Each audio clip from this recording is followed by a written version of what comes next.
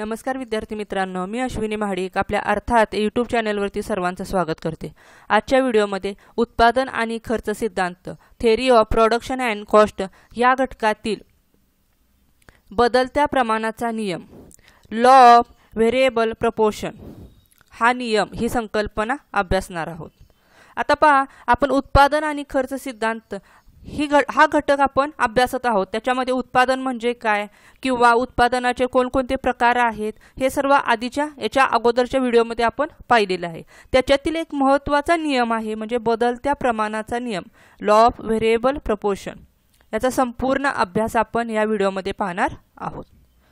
सुरुवातीला पहा, आपण या व्हिडिओमध्ये काय काय अभ्यासणार आहोत तर बदलत्या प्रमाणाच्या नियमामध्ये बदलत्या प्रमाणाच्या नियमाची वेगवेगळ्या अर्थतज्ञांनी केलेली मांडणी म्हणजे त्यांच्या शब्दामध्ये त्यांच्या परिभाषेमध्ये मांडलेला नियम पाहणार आहोत, त्याच्या व्याख्या पाहणार आहोत। त्याचबरोबर बदलत्या प्रमाणाच्या नियमाची गृहीते कोणकोणते आहेत उदाहरणाद्वारे त्याचं स्पष्टीकरण पाहणार आहोत। त्याचबरोबर तेच उदाहरण आपण आकृतीद्वारे स्पष्ट करणार आहोत म्हणजे आकृतीद्वारे त्याचं स्पष्टीकरण अभ्यासणार आहोत। बदलत्या प्रमाणाच्या नियमाच्या अवस्था आहेत, 3 अवस्था आहेत, त्याही संपूर्ण आपण सविस्तर अभ्यासणार आहोत। त्याचबरोबर बदलत्या प्रमाणाचा नियम उद्भवण्याची कारणे कोणकोणती आहेत हेही पाहणार आहोत। त्याचबरोबर बदलत्या प्रमाणाच्या नियमाचे महत्त्व काय आहे या संपूर्ण या घटकांचा या पॉइंट्सचा आपण सविस्तर अभ्यास इथं पाहणार आहोत। पहा, आपण बदलता नियम काय आहे किंवा वेगवेगळ्या अर्थतज्ञांनी बदलता नियम काय सांगितलेले आहे ते पाहण्या अगोदर आपण काही संकल्पना आहेत त्या आधी आपण स्पष्ट करूया म्हणजे तो नियम समजण्यास आपल्याला मदत होईल। पहा, आता पहिली संकल्पना आहे स्थिर घटक।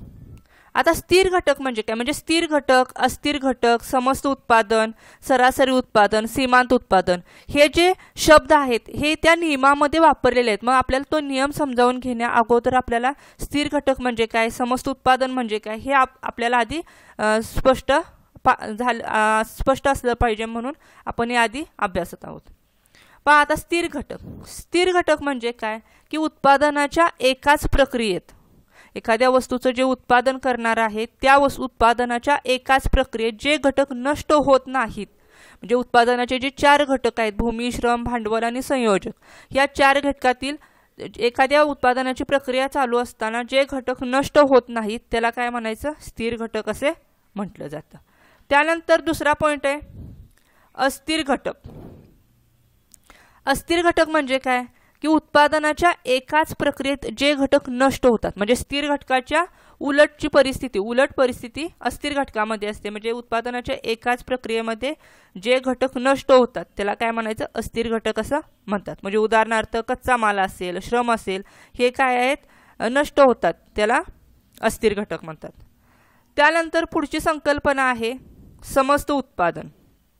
आता समस्त उत्पादन म्हणजे काय की स्थिर व अस्थिर घटक म्हणजे जे हे वरचे उत्पादन हे घटक आहेत। स्थिर घटक म्हणजे काय की उत्पादनाच्या एकाच प्रक्रियेत जे घटक नष्ट होत नाहीत म्हणजे उदाहरणार्थ भूमी, यंत्रसामुग्री हे घटक नष्ट होत नाहीत। आणि अस्थिर घटक म्हणजे काय उत्पादनाच्या एकाच प्रक्रियेत जे घटक नष्ट होतात म्हणजे कच्चा माल असेल, श्रम असेल हे घटक मिळून म्हणजे स्थिर व अस्थिर घटक मिळून किंवा बदलता घटक मिळून जे उत्पादन होते त्याला काय म्हणायचं समस्त उत्पादन असं म्हणतात। त्यानंतर पुढची संकल्पना आहे सरासरी उत्पादन।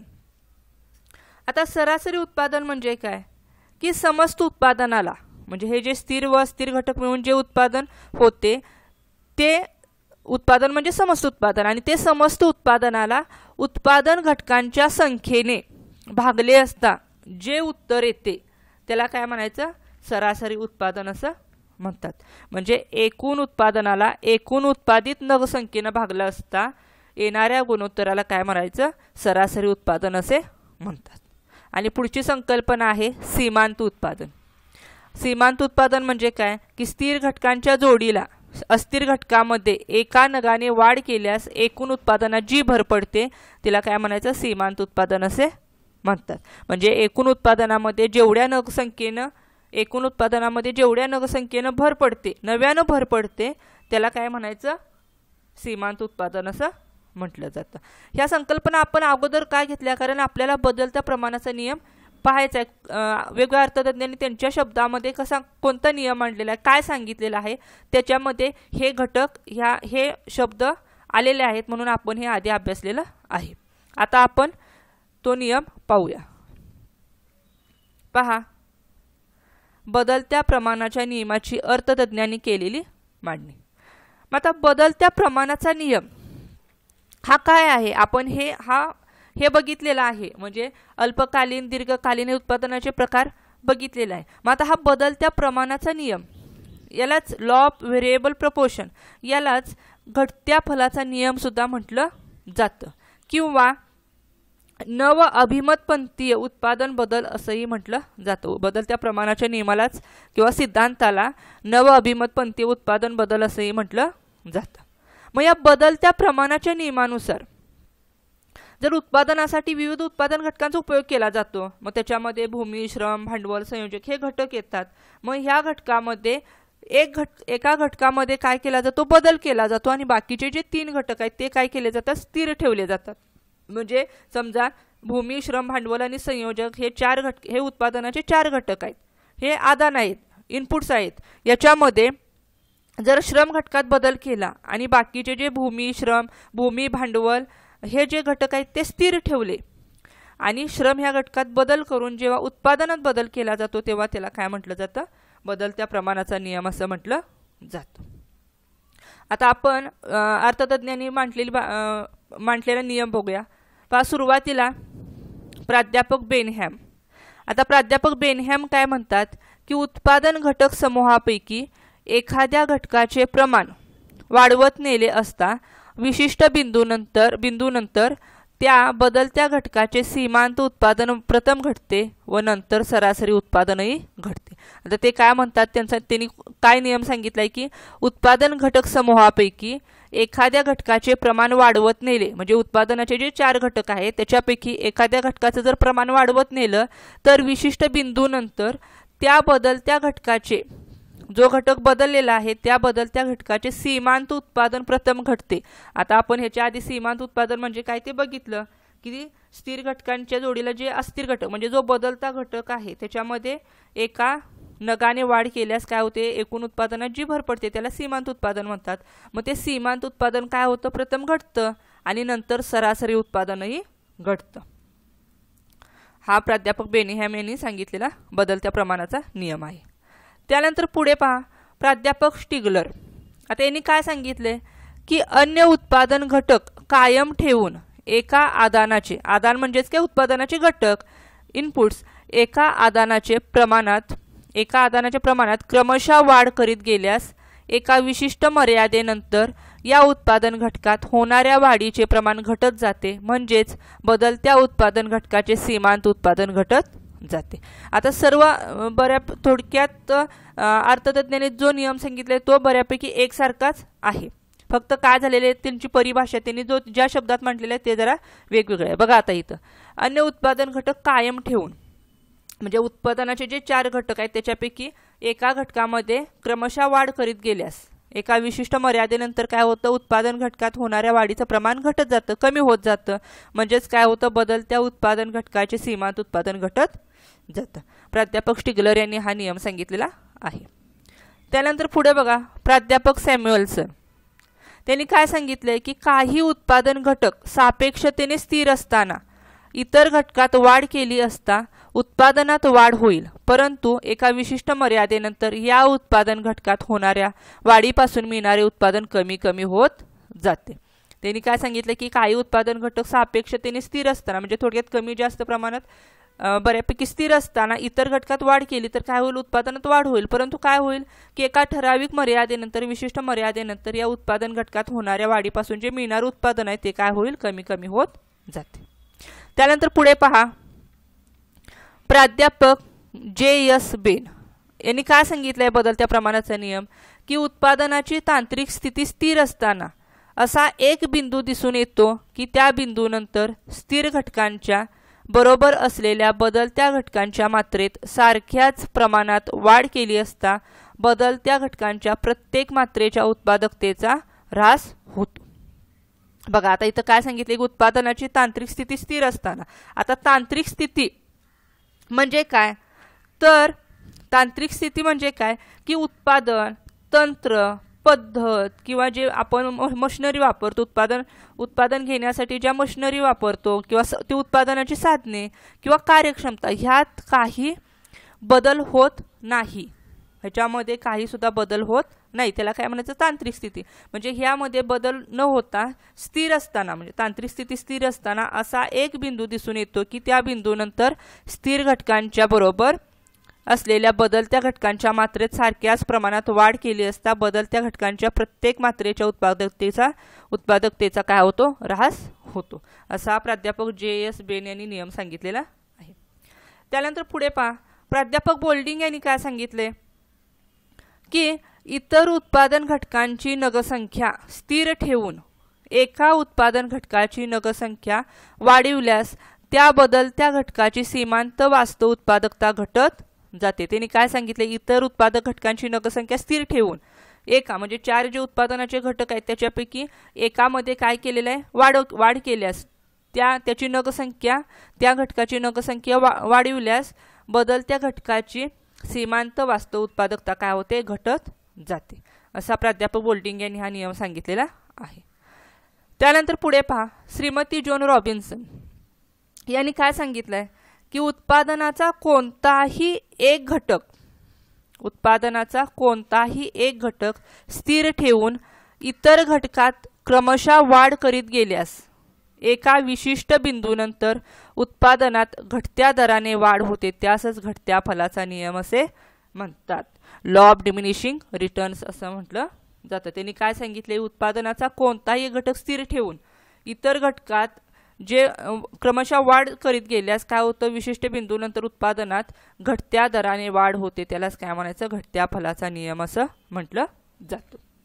म्हणजे थोडक्यात या सर्व व्याख्यावरून म्हणजे असं दिसून येतं की इतर उत्पादन घटक स्थिर ठेवून एखाद्या घटकाचे म्हणजे इनपुट आदानामध्ये किंवा उत्पादनाच्या घटकांचे प्रमाण वाढविले असता उत्पादनावर म्हणजे त्याच्यापासून जे उत्पादन मिळणार आहे जी वस्तू तयार होणार आहे आउटपुट मिळणार आहे त्याच्यावर कसा आणि कोणता परिणाम होतो हे बदलत्या प्रमाणाच्या सिद्धांताने किंवा नियमाने स्पष्ट करता येतं.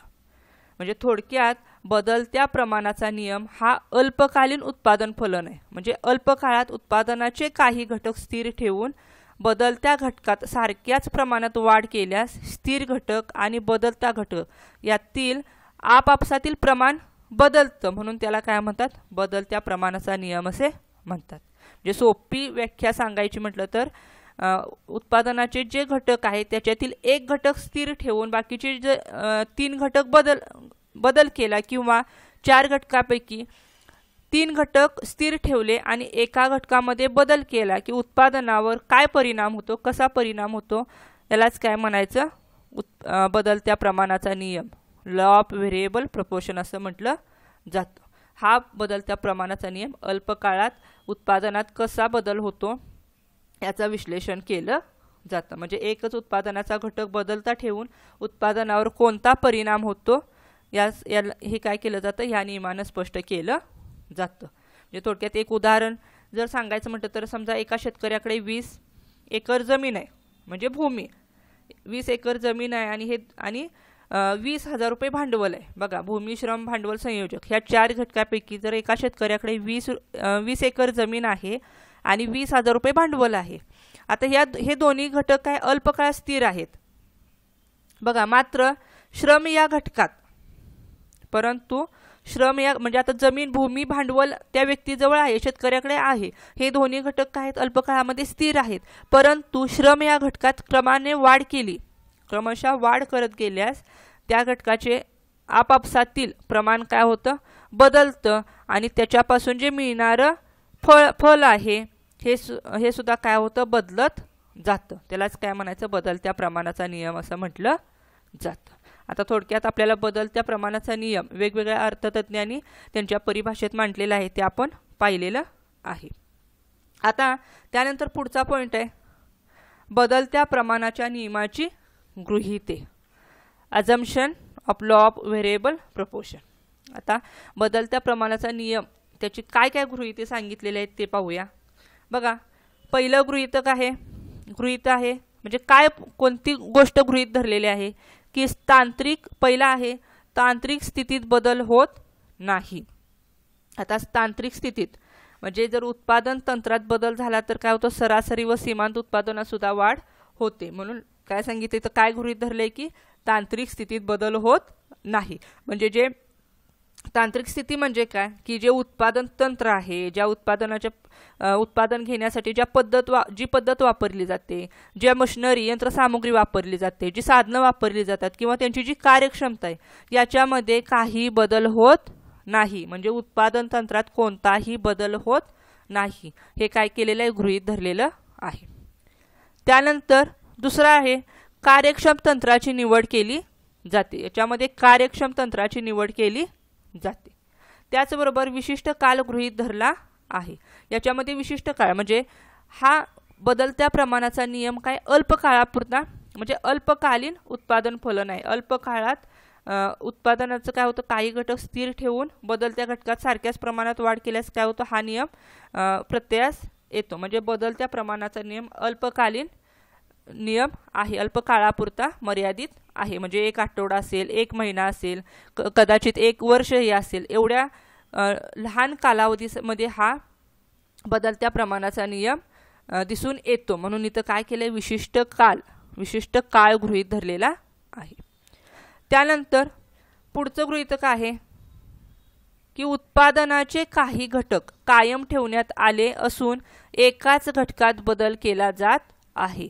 आता बघा उत्पादनाचे काही घटक म्हणजे जे इनपुट्स आहेत आदाने आहेत याच्यापैकी जे 4 उत्पादनाचे घटक आहेत भूमी श्रम भांडवल संयोजक ह्या 4 घटकापैकी काय केलेलं आहे काही घटक कायम ठेवण्यात आलेले आहेत आणि एकाच घटकात बदल केला जात आहे। म्हणजे याच्यामध्ये 4 घटकापैकी एकाच घटकात बदल केला जातो आणि 3 घटक काय केलेले आहेत कायम स्थिर ठेवलेले आहेत असं गृहीत धरलेलं आहे। त्यानंतर पुढचं गृहीतक आहे अस्थिर घटकांचे सर्व नग एकजिनसी असतात।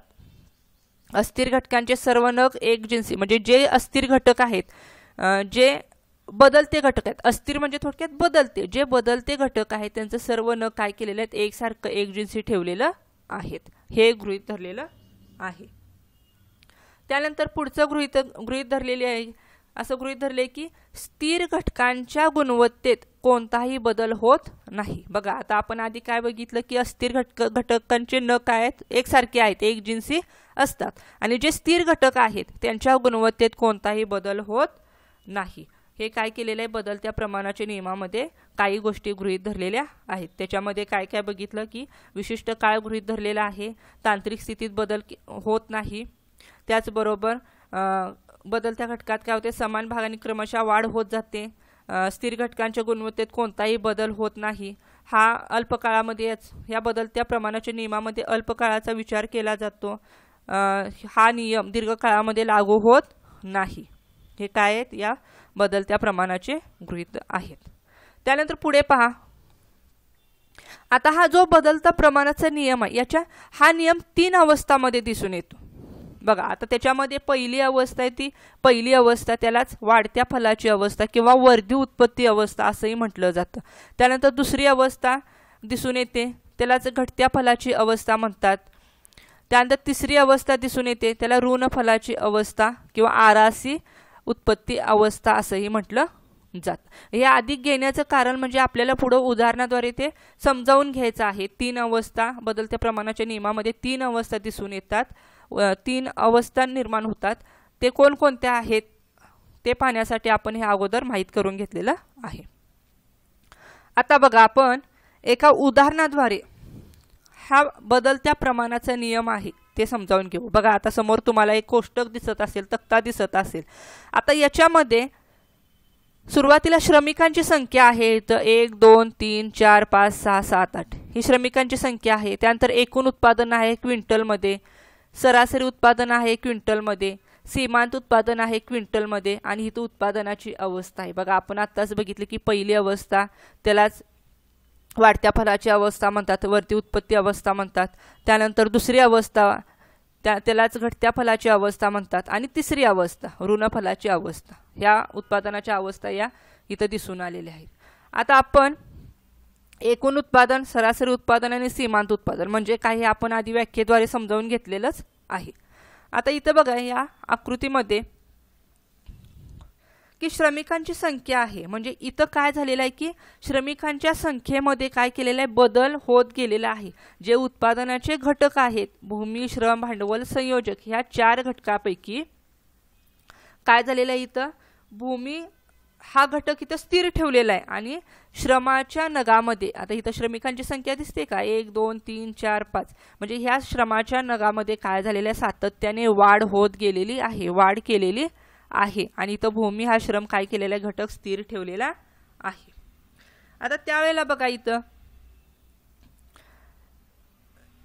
काय आकृतीत दिसतंय की भूमी सारखा घटक स्थिर ठेवून श्रमाच्या नगामध्ये काय केलेलं आहे, सातत्याने वाढ केली असता एकूण उत्पादन, बघा इथं एकूण उत्पादन काय झालेलं आहे, इथं एकूण उत्पादन की सातत्याने वाढत गेलेलं आहे. बघा वाढ होत जाते का, इथं पहिल्या श्रमिकांची संख्या असताना इथं एकूण उत्पादन काय 8 क्विंटल, नंतर दुसऱ्या श्रमिकांच्या संख्येला 20 क्विंटल, त्यानंतर तिसऱ्या श्रमिकांच्या संख्येला 36 क्विंटल, म्हणजे असं काय झालेलं आहे, इथे एकूण उत्पादनामध्ये वाढ होत गेलेले आहे.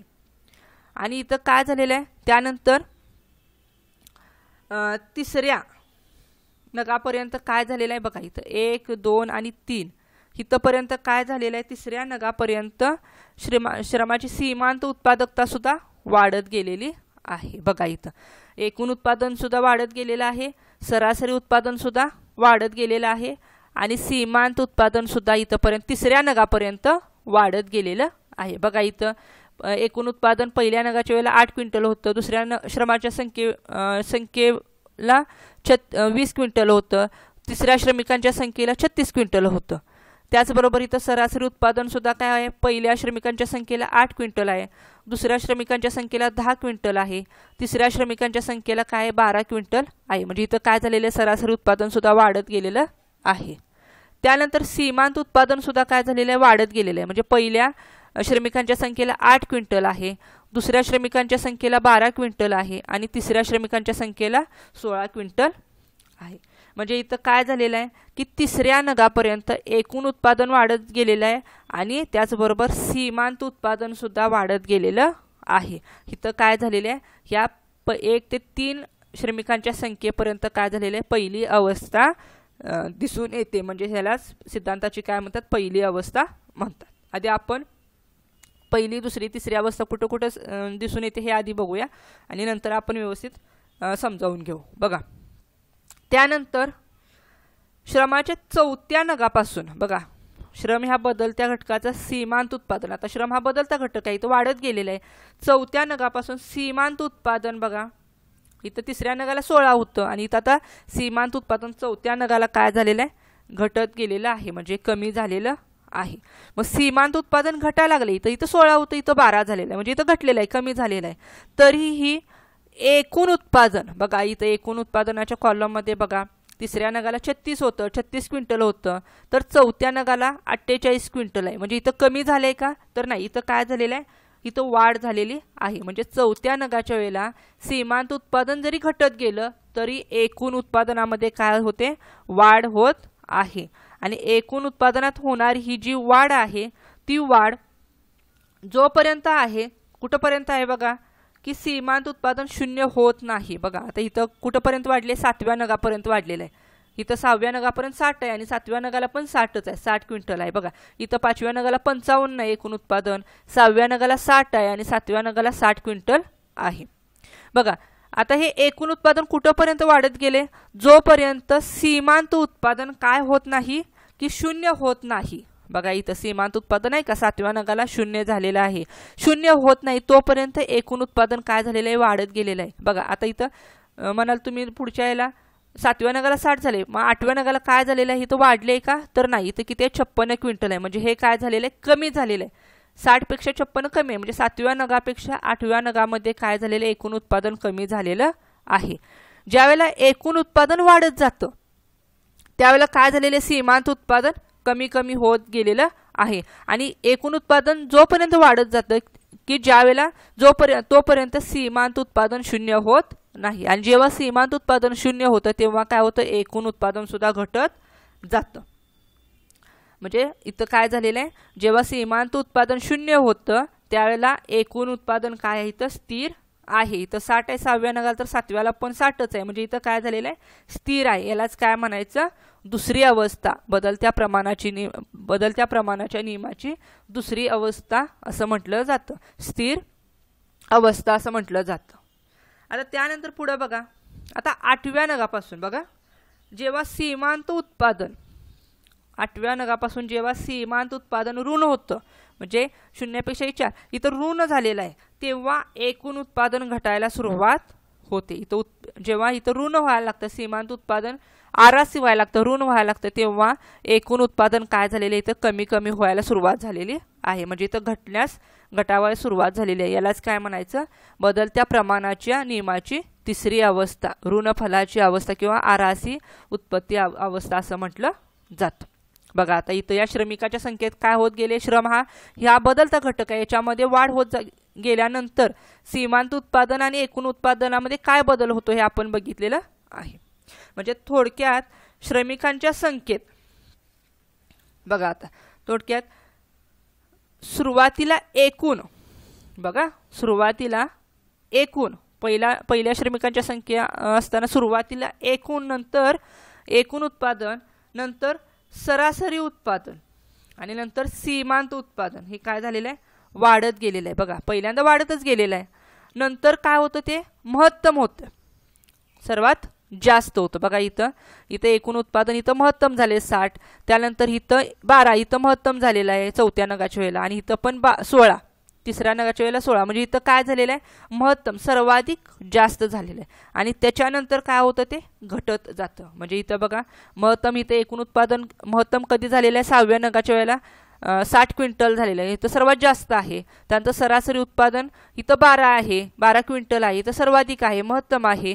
आणि सीमांत उत्पादन इथं 16 आहे, इथं 16 क्विंटल आहे, म्हणजे इथं सर्वात जास्त आहे, महत्तम आहे. आणि हे महत्तम असल्यानंतर त्याच्यानंतर काय झालेलं आहे, की सर्व एकूण उत्पादन, सरासरी उत्पादन आणि सीमांत उत्पादन याच्यामध्ये काय व्हायला लागलेले, घट होत निघालेली आहे, म्हणजे घट झालेली आहे.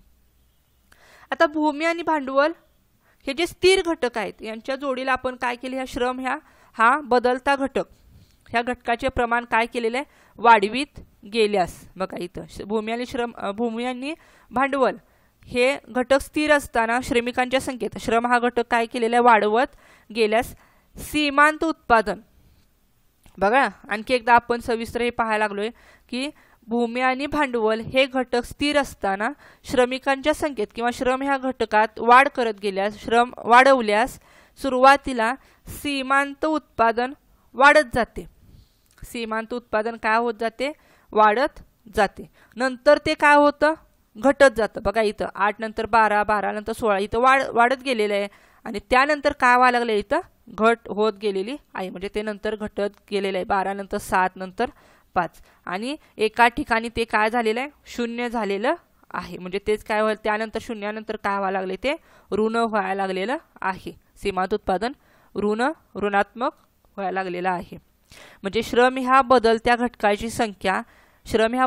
घटकाची संख्या एकेकाने वाढवत गेलीस एकूण उत्पादनात जी भर पडते ती भर म्हणजे सीमांत उत्पादनात प्रारंभी वाढ होते. म्हणजे ह्याच्यामध्ये जी वाढ होते, जी भर पडत जाते ती सीमांत उत्पादनात काय होते, पहिल्यांदा वाढ होत जाते आणि एका मर्यादेनंतर ते काय होतं, घटू लागतं.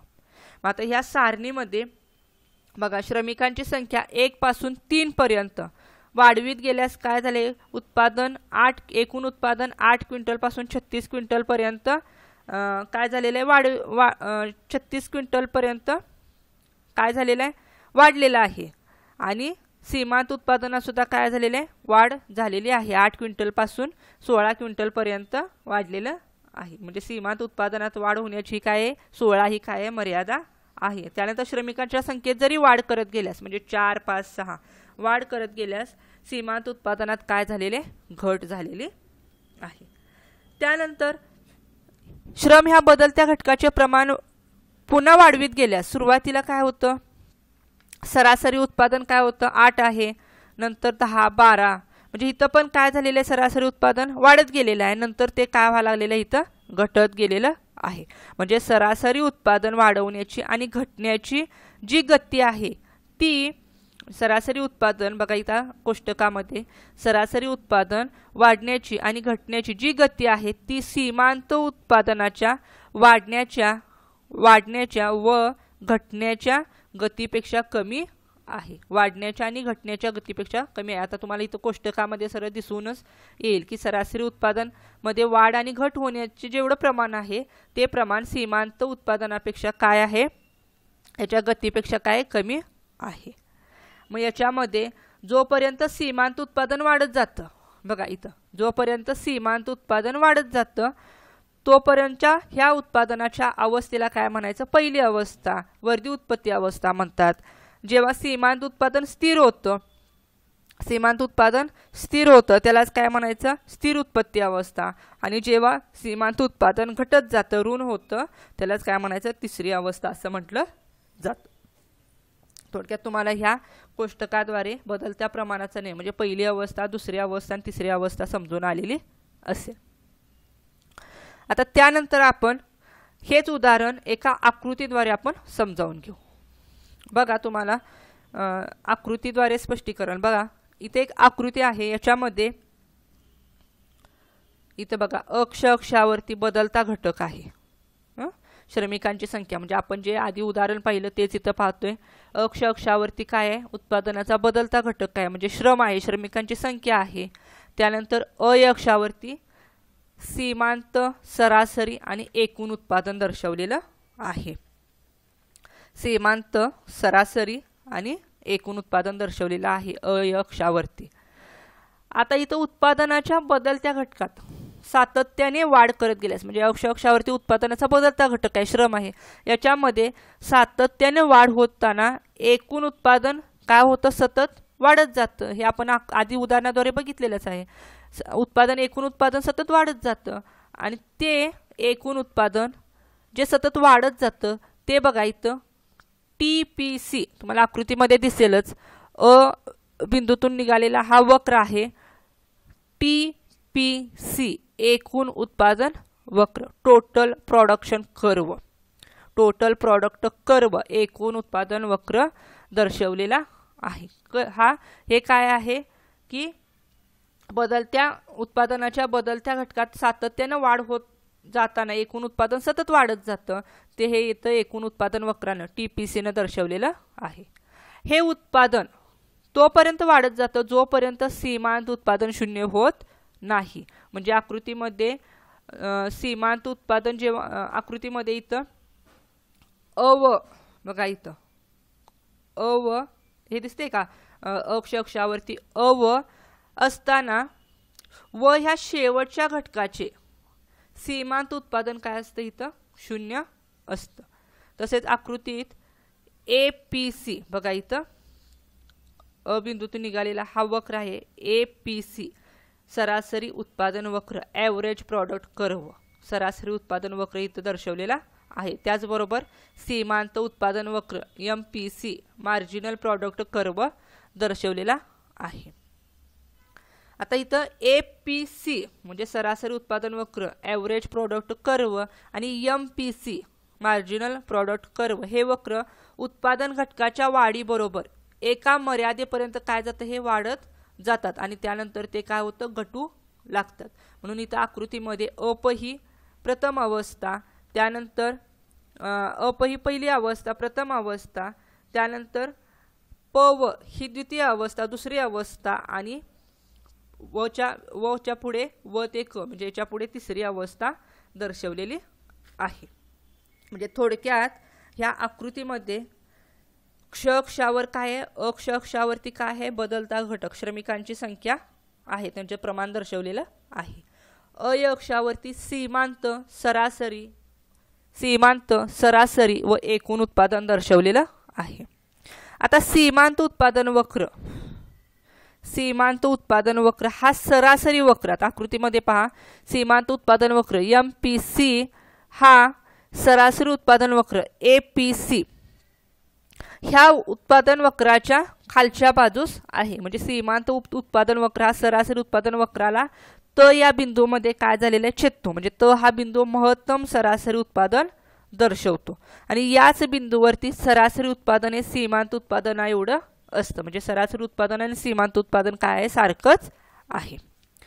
त्यानंतर पहा आता इथं सरासरी वक्र जेव्हा कमी व्हायला लागतो बघा, सरासरी उत्पादन वक्र जेव्हा कमी व्हायला लागतो तेव्हा सीमांत उत्पादन वक्र हा जो आहे सीमांत उत्पादन वक्र हा उत्पादन वक्राच्या खाली येतो, उत्पादन वक्राच्या खाली येतो, म्हणजे सीमांत उत्पादन वक्र अक्षावरील हे जे अक्ष आहे अक्षावरील क बिंदूमध्ये छेदून क्ष अक्षाच्या बघा इथं सीमांत उत्पादन काय वक्र काय होतो खाली येतो, म्हणजे तो अक्षाच्या क बिंदूमध्ये छेदून अक्षाच्या काय होतो खाली येतो, म्हणजे हे म्हणजेच काय होतं ह्या छ बिंदूमध्ये इथं छ क या रेषेवरती काय होतं महत्तम उत्पादन होतं आणि सीमांत उत्पादन काय होतं इथं ऋण होतो, क बिंदूच्या खाली गेल्यामुळे इथं काय झालेलं आहे ऋण झालेलं आहे. तेव्हा एकूण उत्पादनामध्ये काय होते नंतर घट व्हायला सुरुवात होते. बघा आता इथं छ बिंदूच्या पुढे काय व्हायला लागलेले इथं घट व्हायला लागलेली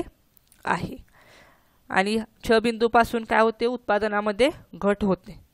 त्यानंतर श्रम ह्या बदलत्या घटकाचे प्रमाण जर वाढवित गेल्यास बघा श्रम हा बदलता घटक आहे हे आपण अक्षावरती घेतलेलं आहे, याच्यामध्ये जर वाढवित गेल्यास प्रमाण वाढीत गेल्यास तर सीमांत उत्पादन काय होतं सीमांत उत्पादन सुरुवातीला वाढत जातं. बघा इथं सुरुवातीला वाढत गेलेलं आहे, सुरुवातीला वाढत जातं नंतर काय होतं घटत जातं आणि एका सीमारेषेवर म्हणजेच काय होतं इथं क बिंदूवरती हे सीमांत उत्पादन वक्र क बिंदूवरती काय होतं शून्य होतं आणि क बिंदू नंतर ते काय होतं ऋणात्मक होतं. बघा क्ष अक्षाच्या खाली आले का इथं ऋणात्मक झालेलं आहे.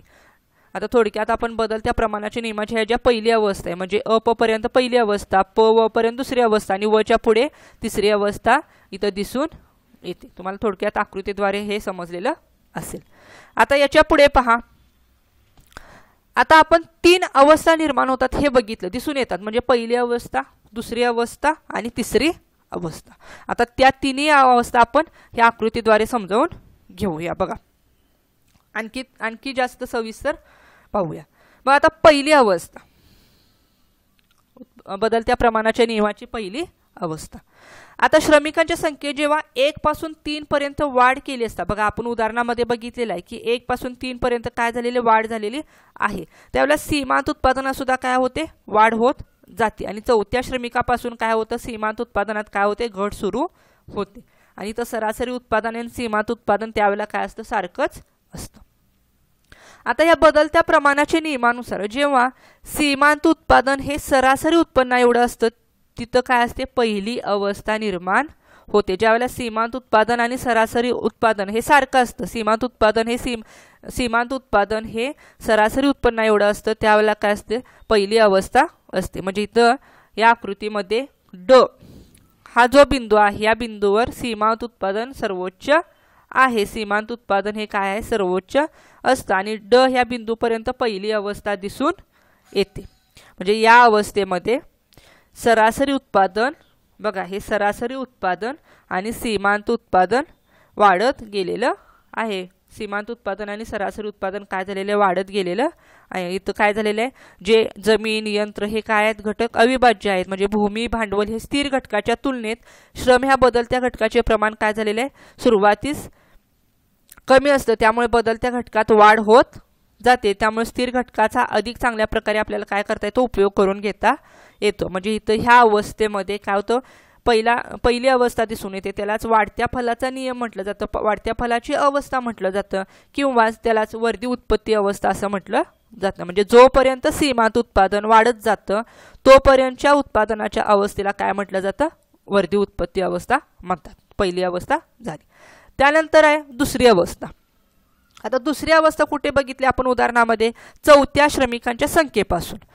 चौथ्या श्रमिकांच्या संख्येपासून जेव्हा सीमांत उत्पादन आणि सरासरी उत्पादनात घट होत जाते आपल्याला घट होताना दिसून आली कुठपर्यंत 7व्या श्रमिकापर्यंत घट होताना दिसून येते. म्हणजे 7वा श्रमिक कामावर असताना सुद्धा सीमांत उत्पादन काय होतं त्यावेळेला शून्य होतं, म्हणजे 7व्या श्रमिकाने त्याच्यामध्ये कोणतंही योगदान दिलेलं नसतं, कोणतंही कष्ट केलेलं नाही, त्यामुळे त्याच्यामध्ये काय होणार, त्यामुळे त्या 7व्या ह्याच्यामध्ये सीमांत उत्पादन काय होतं शून्य होतं.